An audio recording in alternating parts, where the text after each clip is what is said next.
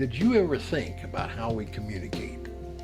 How we pass along information about what we want, where we're going, what we know? Well, that's pretty important.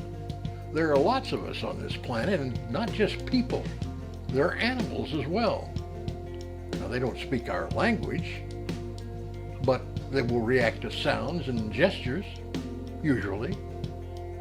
Now, we don't need to communicate with things that aren't alive. If we tell them to get out of the way, they just don't pay any attention.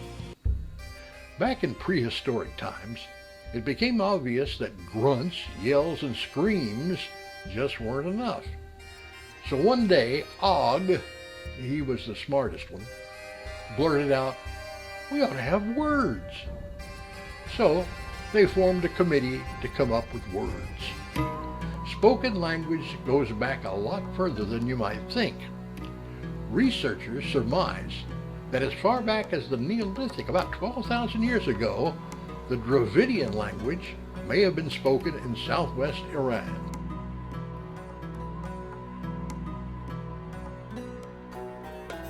Of course, no one knows what it sounded like because tape recorders hadn't been invented. But now, Bob could say to Murray, "Get out of my way," and Murray would understand and either move aside or knock Bob senseless with a big stick. Now, the new words worked if the person being communicated with was close or within shouting distance. Now, what if the guy you want to pay attention to what you're saying lived 5 or 6 towns over, or even in India? Well, Augie, he's a distant relative of Og, started thinking about writing.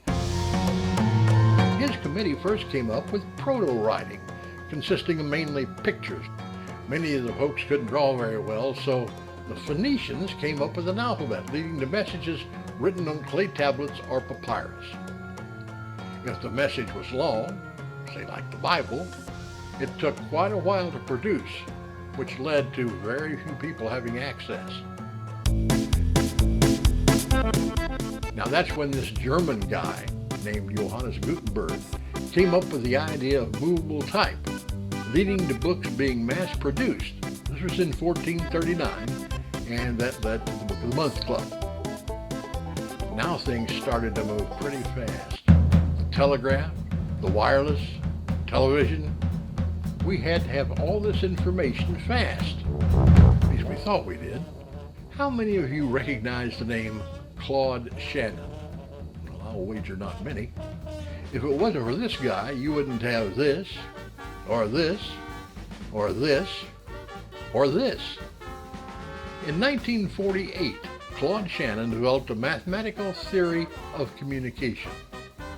Now this is so important, so profound, that it has generally changed the lives of every human on Earth. Most, anyway. Shannon is so remarkable that I intend to devote the entire next episode of September Song to Claude Shannon. That's called a teaser in the trade.